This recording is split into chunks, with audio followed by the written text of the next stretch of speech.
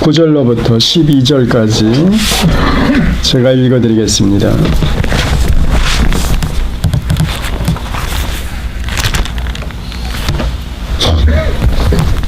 데살로니가전서 4장 9절로 12절까지입니다.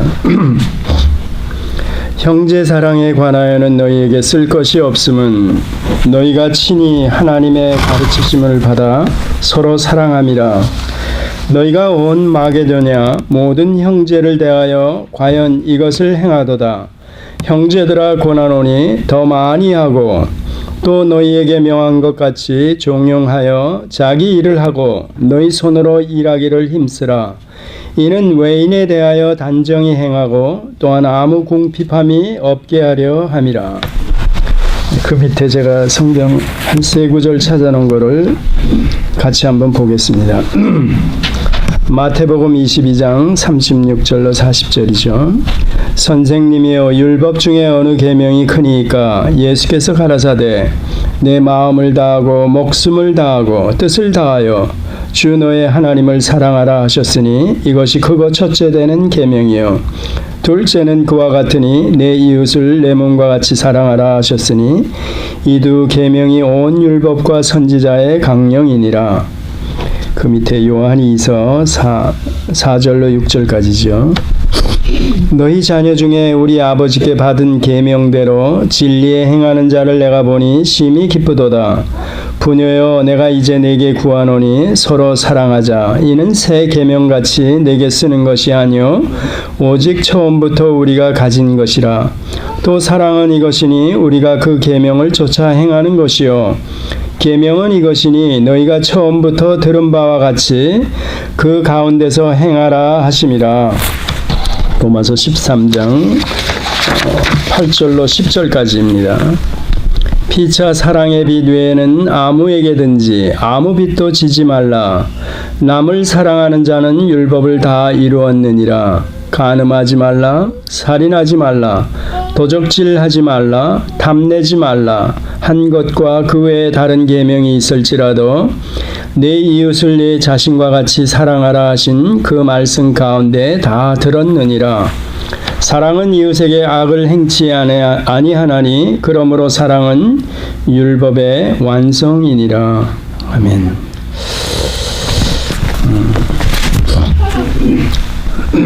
오늘 본문을 제가 다시 한번 읽을 테니까 여러분 이 본문이 어느 정도 이렇게 들어오시는지 한번 이렇게 생각해 보시기 바랍니다. 형제 사랑에 관하여는 너희에게 쓸 것이 없음은 너희가 친히 하나님의 가르침을 받아 서로 사랑함이라.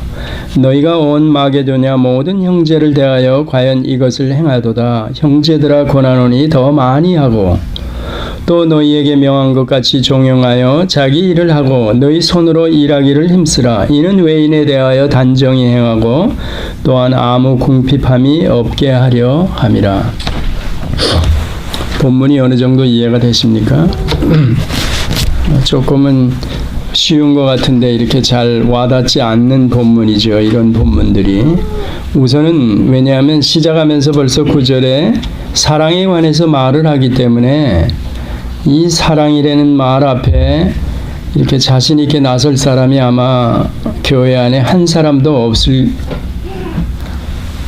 듯 합니다. 제가 아마 오버하는 건지는 몰라도 이 사랑에 관해서 그만큼 우리가 실제로 자신이 없습니다. 특히 오늘 본문과 같은 것, 형제 사랑에 관하여 이렇게 나오는데 이 데살로니가 교회를 향해서 사도 바울은 그 10절까지 이렇게 읽어보시면 여러분 아시지만 너희들이 형제 사랑을 지금 하고 있구나 그러면서 그 마게도니아 지역, 지난번에 이 데살로니가 전서 시작하면서 이미 말씀을 드렸죠. 그 소아시아 7교회에 나오는 건너편 쪽으로 있는 그 한 세 지역, 그 지역에 있는 성도들, 그러니까 이 데살로니가 교회뿐만이 아니고 우리도 오늘로 얘기하면 저희 교회 주변에 오렌지 카운티에 있는 교회든지 아니면 다운타운에 있는 교회, 그 떨어져 있는 교인들을 향해서도 형제 사랑을 지금 드러내고 있다는 겁니다. 그러니까 이 사도 바울 입장에서 보면 아주 이 사랑이라는 교훈, 성경에 드러나는 어떤 가르침보다도 사실은 맨 마지막까지 아주 중요하게 강조되는 겁니다. 이 구원보다도 어떤 의미에서는 우리에게 더 마지막까지 저희 개인적으로 살아있는 동안에, 아니면 우리 개인은 세상을 떠나도, 즉 오늘 고린도전서 15장이나 이런 데로 보면 잠을 자도 그 나머지 하나님의 구속 역사가 진행되는 동안에는 맨 마지막에 드러날 수 있는 것, 그게 하나님의 사랑이라는 겁니다.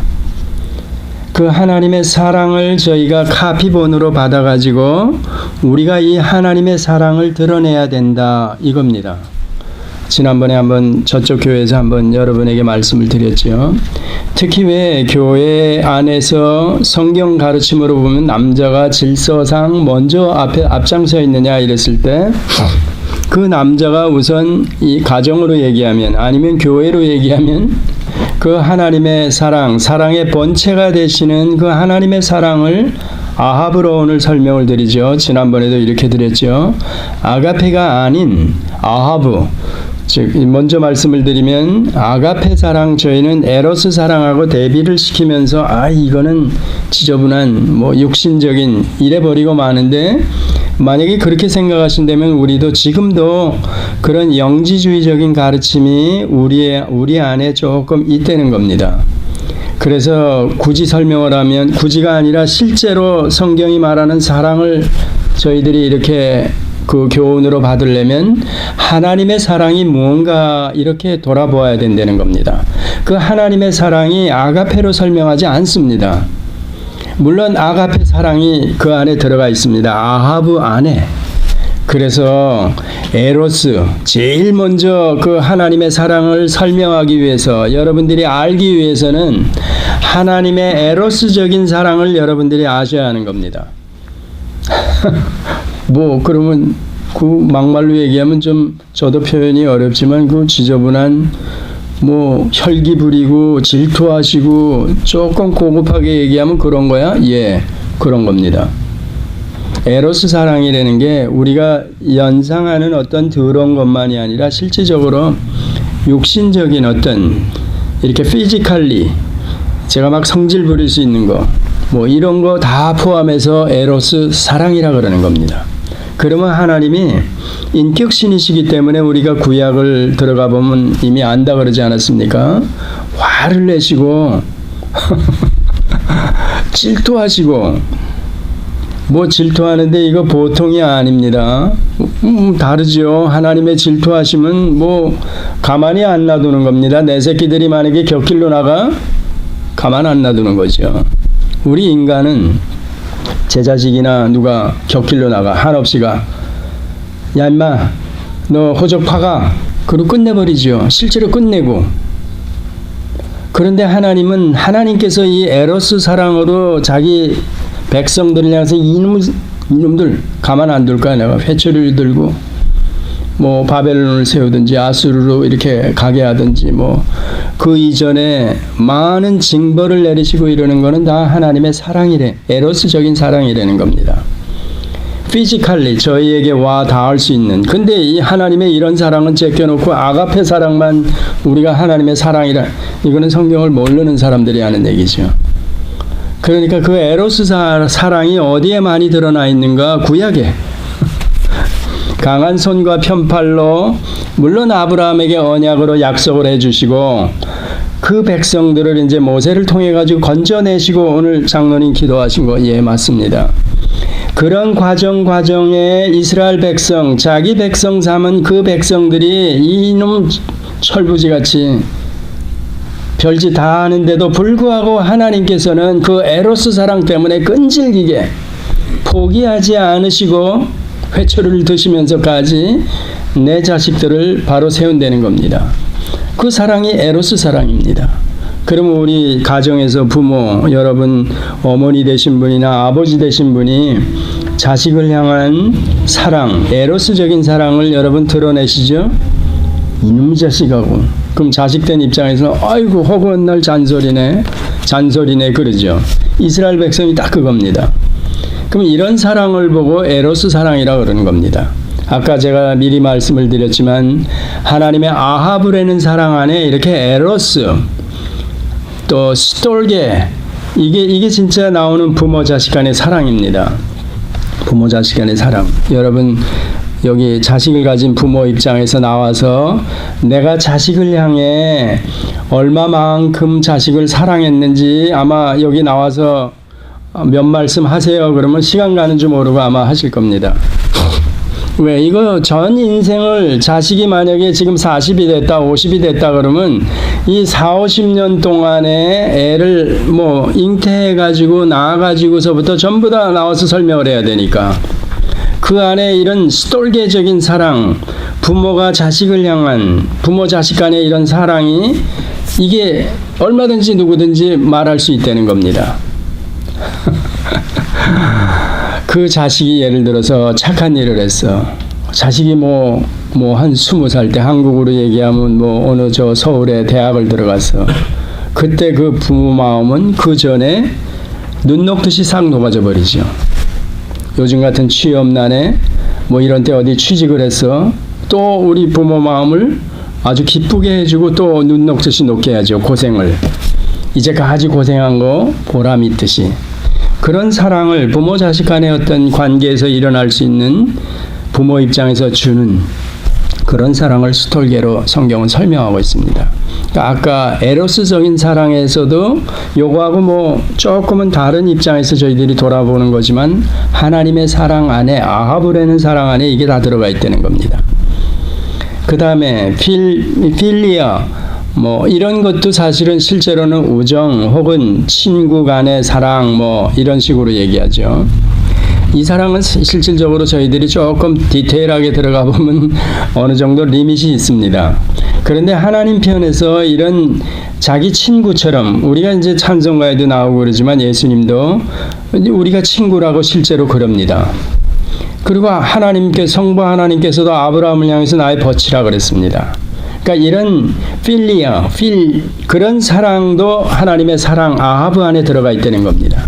그 다음에 아가페 사랑도 마찬가지로 이 네 가지 사랑이 다 들어가 있는데 이 사랑을 우리가 카피본으로 혹은 이 사랑을 저희가 안다. 하나님이 나를 얼마나 사랑하셨는지 십자가에 죽이셨다. 자기 아들을 십자가만 가지고는 실제로 제가 전에도 한번 얘기를 했죠. 저도 그렇고 지금도 안 되는 게 아니죠. 그나마 조금 구약을 제가 이제는 아주 중요하게 생각하고 보고 늘 가지고 있으니까 전체적으로 조금은 이해하고 있으니까 제가 십자가의 사랑이 이전에 구약을 모르고 알았을 때하고는 엄청나게 차이가 난다는 겁니다. 십자가는 하나님의 사랑만 드러난 그 장면이 아니라 공의도 드러나셨다 그러지 않았습니까? 그 두 개를 합쳐서 하나님의 거룩이 한순간에 그냥 폭발한 자리, 그런 자리라 그러지 않았습니까? 그때 그 하나님의 사랑은 했을 때 이 네 가지 사랑이 다 하나로 가지고 있는 아하브 사랑이 드러난 자리, 또 반면에 하나님의 공의로 설명하는 하나님이 티끌만한 죄도 용서치 못합니다. 그분의 속성상. 그리고 우리 인간 쪽에서 만약에 죄가 있다 그러면 하나님 앞에 나아갈 수가 없습니다. 그러니까 죄와 하나님의 속성상 거룩, 공의는 이렇게 공존이 안 되는 겁니다. 그러니까 우리가 하나님 앞에 나아가려면 죄 문제가 완벽하게 해결이 되어야 된다는 겁니다. 그만큼 하나님의 공의는 철저하다는 겁니다. 범죄한 자가 절대 쓸 수가 없죠. 그러니까 죄사함이 있어야 쓰는 겁니다. 그건 여러분들이 또 마찬가지로 구약의 레위기나 구약 전체에서 하나님의 사랑, 하나님의 거룩하심이 어떻게 드러나는가 그것을 여러분들이 알면 죄에 대한 하나님의 어떤 공의로우심은 티끌만한 것도 지난번에 설명한 대로 파리똥만한 것도 용납이 안 되는 겁니다. 그만큼 그 하나님의 거룩하심, 공의로움이 사랑과 하나로 폭발한 해결된 자리가 골고다다 이렇게 설명하는 겁니다. 그러니까 십자가 사랑을 저희들이 나 같은 죄인을 살려서 십자가의 은혜로 말미암아 그 피로 말미암아 내가 구원을 얻어서 이랬을 때는 그 십자가 안에 담겨진 하나님의 속성, 거룩이라는 속성 안에 사랑과 공의, 이 부분을 구약 스토리를 가지고 이해를 하고 계셔야 이 십자가의 사랑이 진짜 제 심령에 꽂힌다는 겁니다. 그 제가 고백할 수가 있는 거죠. 그래야 제가 이 십자가의 사랑을 전하는 겁니다. 전할 수 있다는 겁니다. 실제로 이 십자가의 사랑을 전하면서 하나님이 아들을 죽이셔서 우리를 구원하셨어 하면서 그 아들을 보내시기까지 어떤 과정을 통해서 이거는 저 위에 올라가가지고 원시복음이라 그러는 아담의 범죄 이후에 이 부분을 가져와서도 설명이 되고, 그래 십자가를 놓고는 구약의 어떤 이스라엘 백성들의 어떤 부분을 끌고 와도 그게 다 설명이 되는 겁니다. 그리고 지금 우리들의 입장에서는 그 구약 이스라엘 백성들의 어떤 스토리 말고 십자가 현장까지도, 또 그리고 그 이후에 기독교 역사를 끌고 가면서 거꾸로 우리가 돌아보면서 십자가를 설명할 수 있어야 하는 겁니다. 마찬가지로 증거할 수 있어야 된다는 거죠. 그러니까 저희들의 입장에서 오순절 이후에 그래서 성도 입장으로 보면, 이거는 구약 백성과 또 예수님 때에 살으셨던 하나님의 백성들, 오순절 기점으로 보면 저희들이 엄밀한 의미로 따져보면 12제자보다 더 수지를 맞은 자들이 되는 겁니다. 왜? 이런 모든 내용들을 우리는 한눈에 다 알 수 있기 때문에, 그 결과까지도 부활 이후에, 그러니까 우리에게는 이제 앞으로 약속한 것들만 남아있지 그 이전 것들은 이미 앞서간 성도들 그 사건을 통해서 우리가 다 아는 자가 되었기 때문에, 지금 저희들이 십자가를 증거한다, 복음을 증거한다, 하나님의 사랑이 이런 거야 할 때는 이 모든 우리의 오순절 이전의 사람들보다 엄청난 양으로 엄청나게 강하게 우리가 증거할 수 있다는 겁니다. 그 이유가 새 언약, 즉 오순절 때에 보내셔서 우리 안에 신비에 와 계신 영, 즉 성령 때문에 그렇다는 겁니다. 그러니까 오순절 이후의 성도는 2000년 전에 성령이 내렸을 때 그 이후에 똑같습니다. 우리도 그러니까 데살로니가전서 오늘 이 성경도 이 성도들을 향해서 사도 바울이 형제 사랑에 관하여 내가 더 너에게 쓸 것이 없다, 할 말이 없다는 얘기입니다. 이 얘기가 여러분에게나 저에게 오늘 그대로 들려줘야 된다는 겁니다. 왜? 똑같이 오순절 이후기 때문에. 여기에 너희가 친히 하나님의 가르침을 받아 이랬을 때는 제가 그 설명을 했죠. 사도들을 통해서 직접 배운 바 된, 눈으로 보고 손으로 만진 바 되고 귀로 들은 바 된 그 사도들에 의해서 예수님이 떠나고 난 이후에 이 성도들이 가르침을 받았다, 교훈을 전해 들었다 이랬을 때, 그것과 그 다음에 성령 하나님 내주하시는, 왜? 보내신 바 된 오순절 이후에 성령이 내 안에 계시기 때문에 이 말씀과 성령님이 하나로 역사해서 이제 이런 사랑이 드러났다는 얘기입니다. 그 10절도 마찬가지. 그것 때문에 너희가 온 마게도냐 모든 형제를 대하여 과연 이 사도들이 기대하는 바대로 역시나, 왜? 이건 사도들 입장에서는 내가 가르쳐서 저 데살로니가 교회 성도들이 이만한 수준에 올라서 형제들을 사랑하는 그 모습이 드러난 게 아니라 사도들 입장에서는 아마 그렇게 생각했겠죠. 이거는 분명히 하나님께서, 우리가 이미 돌아본 대로 사도행전을 보면서 그렇게 알았죠.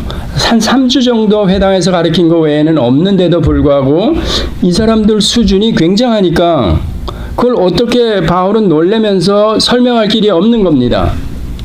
그때 보니까 야손이 그럴 수도 있죠.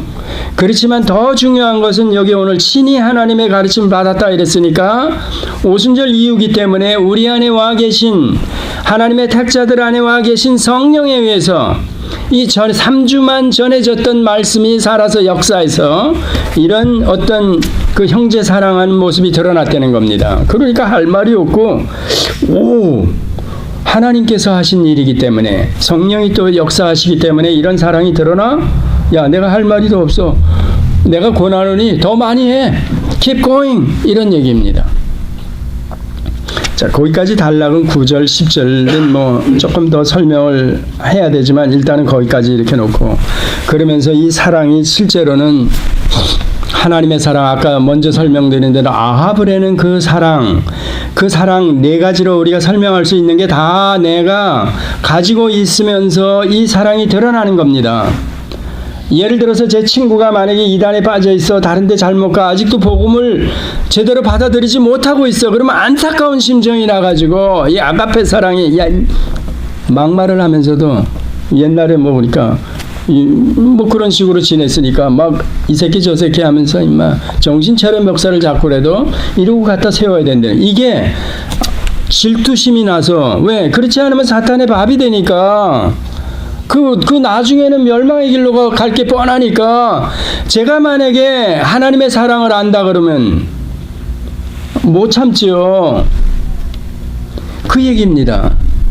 그러니까 이걸 해야 된다는 얘기죠. 이게 진짜 하나님의 사랑을 아는 사람, 그렇다는 얘기입니다. 자, 그런데 이런 얘기는 사랑이 들어가니까 제가 자신이 없다 그랬는데, 처음에 들어가면서 여러분도 그렇고 저도 자신이 없습니다. 근데 이걸 자꾸 반복해서 여러분들이 훈련을 받고 또 훈련을 받아야 되는 겁니다. 그래서 어떤 사람이, 저도 책에 보니까 사랑? 그건 훈련을 통해서 사랑이 드러날 수 있는 거야, 그러는 겁니다. 쥐구멍을 찾아가야죠. 그러니까 훈련, 여자나 남자나 사랑은 훈련이라는 겁니다. 자꾸 훈련을 하고 또 이 얘기는 다른 게 아니고, 훈련이라는 건 뭔가 하면 군대 갔다 오신 분은 알지만 반복입니다. 반복된 훈련을 통해서 나중에는 몸에 배어져 가지고 그냥 나와지는 겁니다. 유명한 골프 선수 누가 그러죠. 누구는 그 유명한 사람 하루에 3,000번을 스윙한다는 겁니다. 그러니까 잡기만 하고 갖다 대기만 하면 그냥 그대로 마음 먹은 대로 가도록, 그건 왜? 오랜 기간 동안 훈련을 해서 몸에 익었기 때문에 그렇다는 겁니다. 그렇다면 우리가 이런 교훈들을 계속해서 되새김하면서 받아가지고 계속해서 실천하는 겁니다. 이게 한순간에 뭐 이런 오늘 사도 바울이 내가 너희에게 더 할 말이 없어 할 정도로 여기 나와질 사람이 있습니까? 더군다나 바울도 없고 엉터리 같은 목사, 이 사쿠라 같은 목사가 서 있는데 그 뭐 교훈을 제대로 듣겠습니까? 저 아니라 다른 사람한테도 마찬가지, 다른 목사들한테도 마찬가지. 그렇다면 목사고 뭐고 성도고 뭐고 다 그게 그거 아니야? 예, 그게 그겁니다. 그런데 우리 성경 교훈은 아까 제가 설명드린 대로 오순절 이후에는 이 데살로니가 교회 교인이나 우리나 같다는 겁니다. 같은 사람. 그러니까 이 말씀이 그때 거기 주어진 거 아니야? 나하고는, 우리하고는 이러면 이 성경이 아닙니다. 그래서 그때 거기 주어졌던 교훈이 오늘 여기 우리에게, 나에게 이 말씀이 들려져야 하는 겁니다. 그러면 이 교훈이 뭐야? 이게 뭘 말하는 거야? 그때 거기 그들에게 들려줬던 교훈대로 내가 오늘 받아야 된다는 겁니다. 똑같은 의미로. 그런데 그게 사랑이 들어가니까, 형제 사랑이 들어가니까, 하나님 사랑도 제대로 모르는데 아부가 뭐야 그거, 나 지금 처음 듣는데, 이러면 우리가 어려워지는 거죠. 잘 모르는데 내가 모르는 게 어떻게 행동으로 나와져? 안 되는 겁니다. 그래서 하나님을 알아야 되고 하나님을 더 알아야 되고, 그러면 하나님이 아까 설명드린 대로 에로스, 스톨게, 필리아, 아가페, 이 사랑을 하나로 가지고 계시면서 그 자기 백성 삼은 그들에게 그때 사건 때마다 또 그 이전에도 그 후에도 드러났다는 겁니다. 가장 아주 그냥 심플하게 저희가 받아들일 수 있는 게, 이놈 새끼들, 내가 이제 다시는 너희들 안 볼 거야, 이런 게 아니고, 그러면서도 선지자들을 계속 보냈다. 즉 하나님이 그 백성들을 찾아가셨다는 겁니다. 돌아와. 너 레위 언약을 기억해? 돌아오라는 겁니다. 돌아오라는 거. 범죄했는데도 불구하고, 패역한 짓을 했는데도 불구하고, 말라기서 마지막이라 그랬죠. 거기 가봐도 마찬가지로 다시는 하나님께서 이 백성들을 끝내는 겁니다.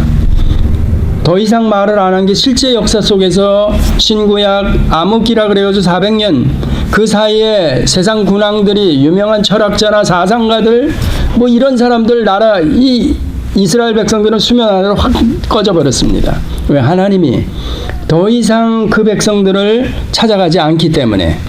근데 안 하면 이제 더 이상 내가 기가 막혀서 안 찾아간다 그러면서도 엘리야를 약속해 주시는 겁니다. 그래서 400년 후에 예수님이 오시기 6개월 전에 세례 요한이 등장하지 않습니까? 그 하나님의 사랑입니다. 그걸 그게 뭘 와직하게 그게 아니라 구약 전체에서는 이런 아하브 하나님의 사랑, 아까 제가 얘기했죠. 성경 전체가 하나로 뭐냐? 사랑의 책이다. 하나님은 사랑이시다. 예, 맞습니다. 그렇지만 하나님의 일방적인 그런 사랑만은 아니라는 얘기입니다.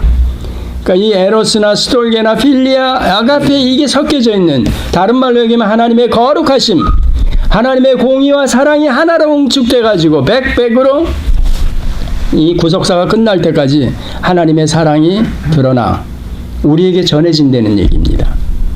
그래서 맨 마지막에 사도 다 순교당했다 그러죠. 누가 살아나서 이 계시록을 기록했습니까? 사랑의 사도 요한이 하늘 성전에 끌어올려서 그것들을 보고 이제 있는 일, 내 본 것, 장차되어질 일들에 관해서 우리에게 알려주고 그런 거 아닙니까? 그가 누구입니까? 사랑의 사도입니다. 그가. 그렇다면 이 마지막도 마찬가지. 하나님이 자기 백성 삼은 내 자식들을, 내 새끼들을 어떻게 이 역사라는 시간 세계 안에서 사건 일어나게 하시고 또 이러고 다 주장하시죠. 필연적으로 끌고 가시다가 기필코 저 나라에 데려가시는가, 그 설명입니다. 중간중간에 우리가 이 땅에서의 생을 마감해도 우리가 죽는 게 아니라고 설명하지 않습니까? 그러니까 저나 여러분이 앞으로 100년 후에 가정에서 주님이 오실 거다 그러면 우리는 이 땅에서 살아남을 자가 하나도 없습니다. 여러 장로님이나 목사님이나 저나 전부 다. 그러면 이게 죽는 게 아니다. 죽음이 아니다. 살아있는 동안에 우리가 생을 마감해도 죄와는 상관이 없는 자로 이 땅을 죽으면 죽는다고 표현하기 때문에 죄와 상관이 없으니까 사망이, 오늘 그래서 고린도전서 15장 읽어드렸죠. 사망이 이김에 삼킨 바 되었어 이미. 그래서 잠자는 거라고 설명하니까 예수님이 우리가 이 땅에서 끝낸 다음에 오셔도 아무 상관이 없는 겁니다. 더 이상 상관이 없는 자로 우리를 설명하기 때문에. 그러면 이 땅에서 언제 오시든지 우리가 이 땅을 살아가면서 어떻게 살아야 되는가, 이런 문제만 남는 겁니다. 실제로는.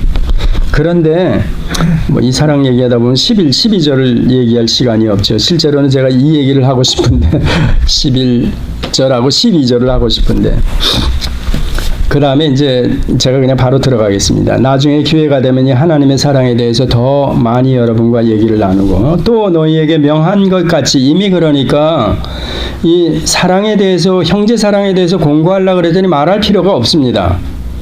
그래서 또 다른 명령, 내가 명한 것 같이 종용하고 자기 일을 하고 너희 손으로 일하기를 힘쓰라. 이게 무슨 말이야? 이런 생각이 들 수가 있죠. 그래서 이런 본문에 가서는 초대교회 당시의 어떤 백그라운드, 배경을 조금은 이해하는 게 좋습니다. 제가 밑에 코트를 해드렸지만 당시의 영지주의나 율법주의 플러스 잘못된 종말관이죠. 근데 우리가 지금 돌아보면 그 사람들이, 이 데살로니가 교인들이나 우리가 요한계시록을 보면서 알지만 두 번째 박해가 아주 휘몰아쳤을 때, 그때 그 요한이 살았을 때 그 성도들, 교회들, 지도자들 입장에서는 버블버블 떠는 정도가 아니라 두려움에 완전히 쌓여있는 그런 때였습니다. 근데 이거는 두 번째 박해가 시작되기 전입니다. 그런데 이때 벌써 이미, 왜냐하면 예수님께서 감람산인가 정확하진 않지만 거기서 승천하실 때 천사들이 이미 너희가 본 그대로 다시 돌아오마 약속을 하고 갔기 때문에 초대교회 성도들, 이때 한 30년 정도 됐을 때는 아직도 우리가 고린도전서 보면 알지만 그때 당시 승천하시는 장면을 두 눈으로 본 자들이 아직 살아있어. 500 형제 가운데 아직도 살아있는 자들이 있어. 그런데 이런 사람이 있을 동안은 저 사람이 아직 살아있으니까 주님이 저 사람이 살아있는 동안에 분명히 오실 거야 이러면서 기대하면서 뭐 어려움도 참고 그랬을 겁니다. 그런데 두 번째 계시록 배경으로 보면 이미 그 사람들이 박해로 다 떠났습니다. 사도들도 다 죽고 요한만 살아남아 있을 때니까 다시 박해가 휘몰아치니까 이거 뭐야, 예수님 빨리 오셔야 되는데 이거 우리가 지금 얼마나 어려운데 두렵고 떠는, 부들부들 떠는 그런 상황입니다.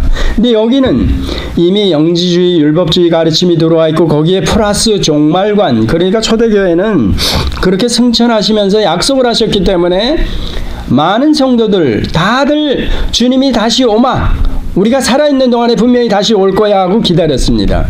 이런 종말관을 이 초대교회 때는 다 가지고 있었습니다. 뭐 다 가지고 있었다고 보아야죠. 왜냐하면 승천 때 그런 일이 일어났으니까. 그래서 이때 당시 영지주의적 가르침이나 율법주의 가르침 플러스 종말론에서 만약에 잘못된 사람들이 이 안에 있다, 이제 이것 때문에 사도 바울이 얘기한다. 그렇게 보면 이 본문이 11, 12절이 이해가 가는 겁니다. 사랑을, 하나님의 사랑을 실천하고 형제 사랑을 그렇게 드러내. 더 할 말이 없는데, 근데 내가 전에 얘기했지, 예수님이 오신다고 너 일하지 않고 엉뚱하게 손 놓고 그거 기다리지 마, 이런 얘기입니다. 자기 일을 하고. 너 지금 맡은 일이 뭐야? 너 종이야? 너 지금 직장 다녀? 자, 그거 일 하라는 겁니다. 내 손으로 일하기를 힘쓰라는 겁니다. 오늘 내일 와, 오늘 올 거야, 내일 올 거야, 뭐 5분 전이라는데 이거 뭐야? 내가 지금 이거 직장 들어가 말어. 주의 일을 해야지, 주의 일을. 막말로 얘기하면 뭐 이거는 주의 일 해야 될 사람은 해야 되는 겁니다. 그리고 또 엄밀한 의미에서 보면 뭐 목사나 전도사나 뭐 장로님이나 지도자들만 주의 일이 아니라 우리 모두가 다 주의 일입니다. 다 주의 일꾼이고. 제 신분이 뭐 직장상, 그래서 칼빈이 그랬다 그랬죠. 농사꾼이 8시간 농사를 열심히 짓는 것과 목회자가 뭐 목회를 위해서 열심히 설교 준비하고 신방하고 이런 거 똑같다는 얘기입니다. 그 다를 게 없다는 겁니다. 그래서 목사는 저희들이 이제 은사를 돌아보면 알지만 펑션, 그러니까 은사로 우리가 받은 겁니다. 제가 뭐 특별하게 하나님께서 뭐 기름, 이거는 다 1차적으로 제껴놓고 은사로 하나님께서 주셔서 이런 주의 일을 하는 겁니다. 탤런트를 주셨다는 얘기죠. 그렇다면 은사 가운데 우리가 다 정리하면 19가지로 정리한다 그랬죠. 신약 성경에. 그 안에 들어가 있는 그 사도들도 본래는 은사로 주어졌다 그랬죠. 목사도 은사. 그러면 이 안에 있는 뭐 예를 들어서 봉사하는, 권위하는 뭐 그런 은사를 받은 사람 뭐야? 그건 하나님께서 그 은사를 주셨다는 얘기입니다.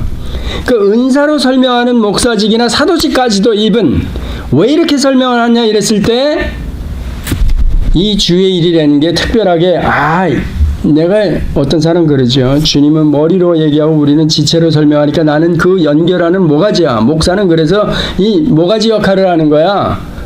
아니라는 얘기입니다. 똑같다는 얘기입니다. 은사, 펑션이 다르기 때문에 제가 여러분 앞에 섰고 여러분 앞에 설교를 하고 가르친다. 이거 외에는 다른 거 없다는 얘기입니다. 그렇지만 이런 서로 펑션이 다른데도 불구하고 여러분은 가르치는 자이기 때문에 존경을 해? 예, 그렇습니다. 그러면 저는 그런 존경을 받을 사람이 아닌데도 불구하고 존경을 하니까 제 가르침을 듣고, 그러니까 저는 여러분을 섬기는 겁니다. 그걸 다른 말로 쉽게 설명하면 옛날에 저 국민학교 때 형님 아우 하면서 볕단 날라주는 거 있죠. 밤에 몰래. 그런 마음, 뭐 이렇게 설명을 할까요? 그거 외에는 없다는 얘기입니다. 어떻든 이게 너희가 손으로 일하기를 힘쓰라 이런 얘기는 이제 주님 곧 오실 거야 하고 괜히 딴짓하지 말라는 겁니다. 아까 설명드린 대로 우리가 이미 십자가의 은혜로 구원을 얻었어. 그러면 죽음 문제가 끝난 사람이야. 그 다음에 우리 신분적으로는 이미 하나님 나라에 들어가 있는 자야. 그렇기 때문에 우리가 지금 후사 상속자로 설명을 하면서 우리가 아버지 그런다 그랬습니다. 그러면 여기서 제가 주의 일을 뭐 은사로 받았다 그러면 따로 뭐 우열을 가릴 거 없이 저도 주의 일을 열심히 할 수 있고 여러분도 할 수 있고 똑같다는 얘기입니다. 그래서 주의 몸을 세워 간다. 이 얘기가 신약에 들어와서 에베소서 특히 우리에게 설명하는 겁니다. 이게 이 성경을 잘 제대로 모르기 때문에 목사라 그러면 계급 의식으로 와 저거 최고 우두머리 아니야 교회 안에서 장로 그 밑에 뭐 참모진들로 설명하는 뭐 이런 식 아니라는 얘기입니다. 우린 쫄병 아니야. 한국 가면 큰 교회 가면 목사 만나려면 힘듭니다. 미리 어포인트먼 해야 됩니다. 어떤 교회는 목사 바디가드 있습니다. 뭐 새벽 기도 끝나고 당회장 목사 방에 가려고 그래? 그 바디가드가 막습니다. 이거 모르니까 그러는 거죠. 그러니까 전부 다 장님을 앞에 놓고 실제적으로는 애꾸눈이 왕노릇 하는 겁니다. 그래서 여러분이 성경에 눈을 떠야 된다는 얘기입니다. 한 사람 한 사람이 눈을 떠가서 진짜 성경 교훈이 뭐고 교회 안에 가르치는 사람은 누구며 사도들 보면 어떻게 나옵니까? 사도들이 그 자기가 지역으로 순회 전도자로 다니면서 그 지역에 가서 그 성도들을 향해서 뭐라 그럽니까? 야 뭐요? 뭐 대접받고 이랬습니까? 아니죠.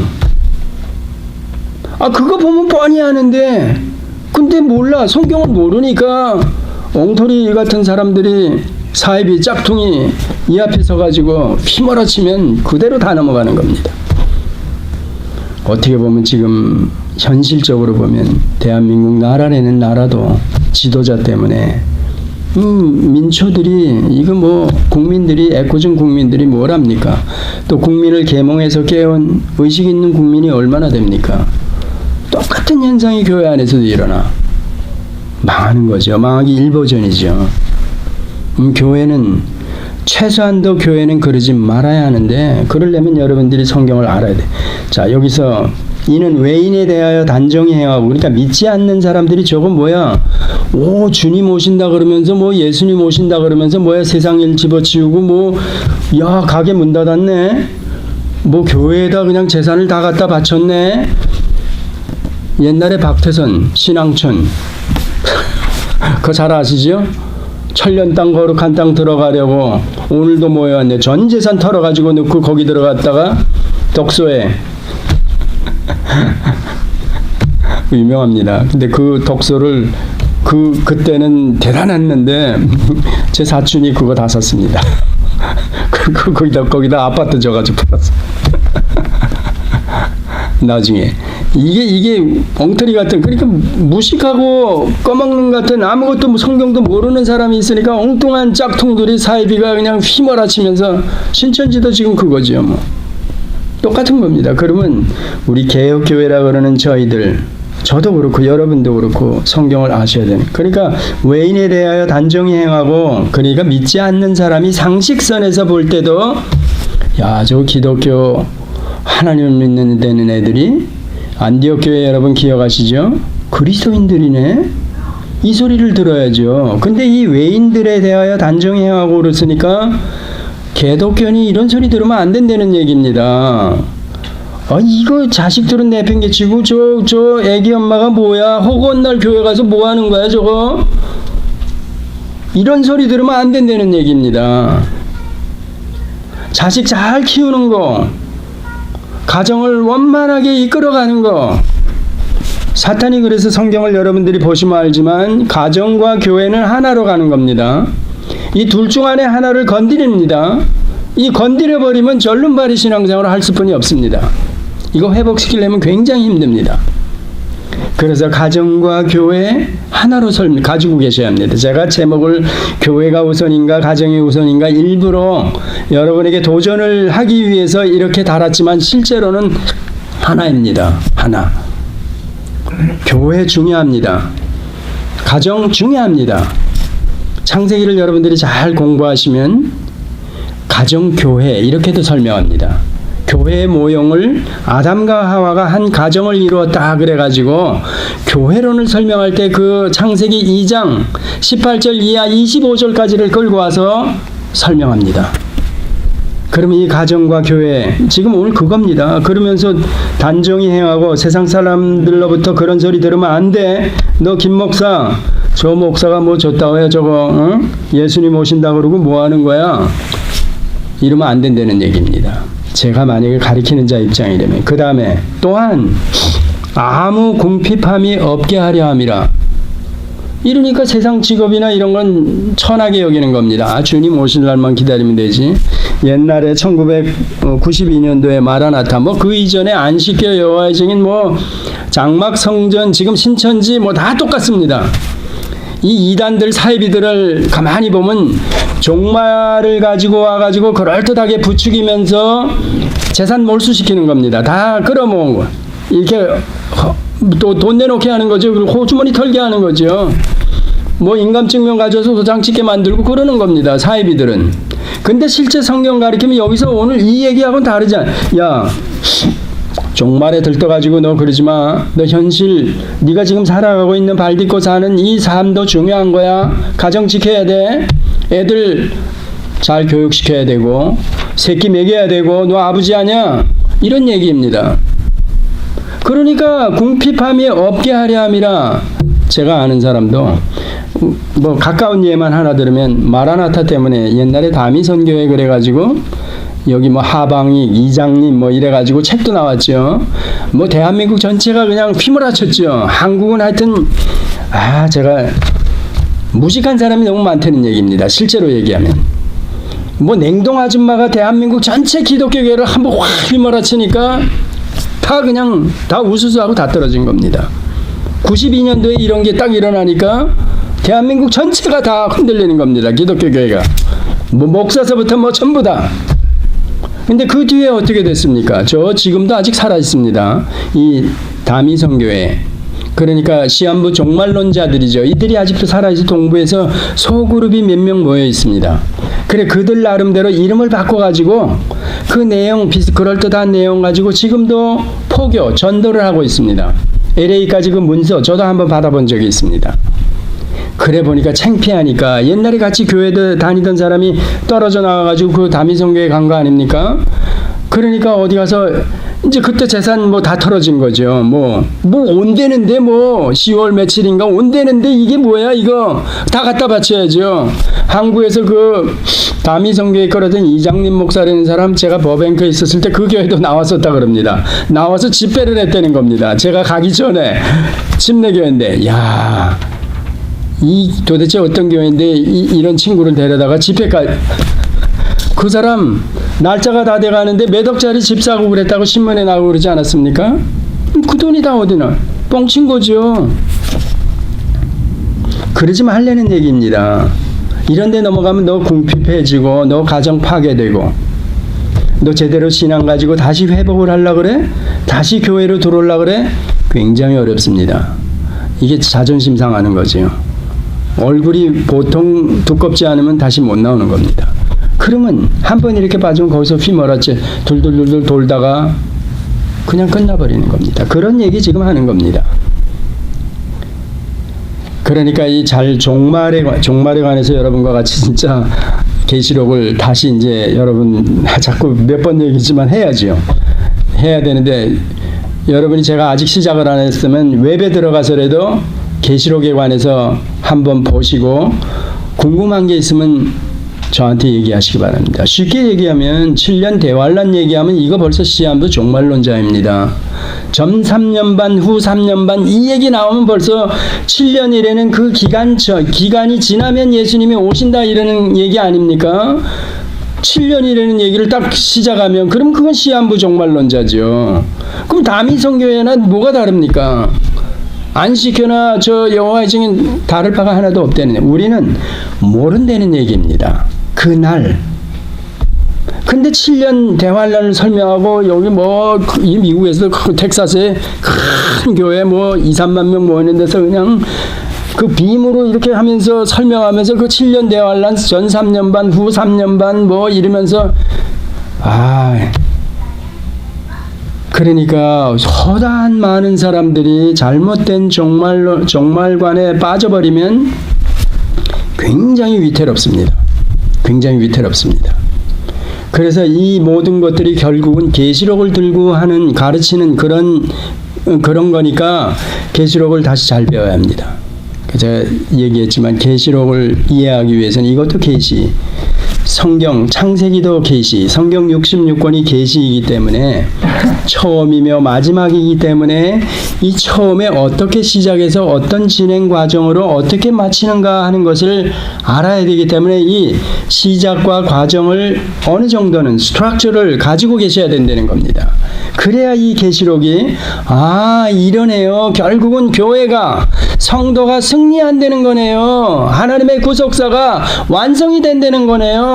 저 나라 새하늘과 새 땅이 세상을 지어지기 전에 하나님께서 가지고 계셨던 계획, 목적이 그대로 이루어지는 거네요. 예, 그렇습니다. 그 얘기입니다. 결국은 교회가 승리한다는 것, 즉 신약으로 넘어와가지고는 오순절 이후에는 우리를 한 개체로 설명하지 않고 교회로 설명하는 겁니다. 공동체로. 이 공동체가 주님께서 핏값으로 세운 교회가 이 안에 제가 한 유기체라면 제가 여러분이 같이 있으면서 하나로 이게 실패치 않고 저 나라에 간다는 겁니다. 됐다. 하나님께서 마감을 하신다는 얘기입니다. 그러니까 지금 제가 언제 오실지 몰라. 7년이 아니야. 언제 올지 모르니까 지금 당장 내일 와도 내가 내 손으로 일을 해야 돼. 궁핍함을 드러내서 대지 말아야 돼. 저 같은 입장에서 공갈치지 말아야 된다는 얘기입니다. 이 종말을 가지고 아까 설명한 대로 그런 얘기입니다. 그 종말이 얼마나 중요해. 그러니까 제가 어려워도 내가 가진 직업 종이면 종의 신분으로 살아가면서 제가 그 나라를 소망해. 살아있을 때 오면 제가 얼마나 좋습니까? 살아있을 때 그 천군 만마를 거느리고 오시는 그 주님을 맞아 공중에서 허련히, 내가 만약에 죽어 있어도 무덤에 있어도 순식간에 제가 공중에 올라가서 주님을 만나. 이런 것들이 살아있는 동안에 우리에게 어떤 힘을 주고 소망을 갖게 한다는 겁니다. 이것 때문에 흔들리지 말고 아까 처음에 들어간 대로 형제 사랑, 아하브 하나님의 사랑을 실천해. 그런 얘기입니다. 그러니까 이 본문도 조금 여러분이 오늘 여기 우리에게 나에게 주신 교훈으로 만약에 받을 수 있다면, 만약에가 아니라 당연히 여러분이 그렇게 성경을 보아야 하는 겁니다. 그러니까 어디를 성경을 보든지 오늘 내게 하나님께서 말씀하시는구나. 나를 자녀 삼으신 그 하나님께서 아버지 심정으로 아하브 사랑을 가지고 나한테 지금 채찍질을 드셨구나. 그렇게 받아야 된다는 겁니다. 그게 바른 우리의 태도입니다. 바로 그걸 사도 바울이 데살로니가 교회를 향해서 말하면서 오늘 우리에게도, 즉 성령 하나님이 계시로 주시는 거지요. 이렇게 받으셔야 된다는 겁니다. 기도하시겠습니다.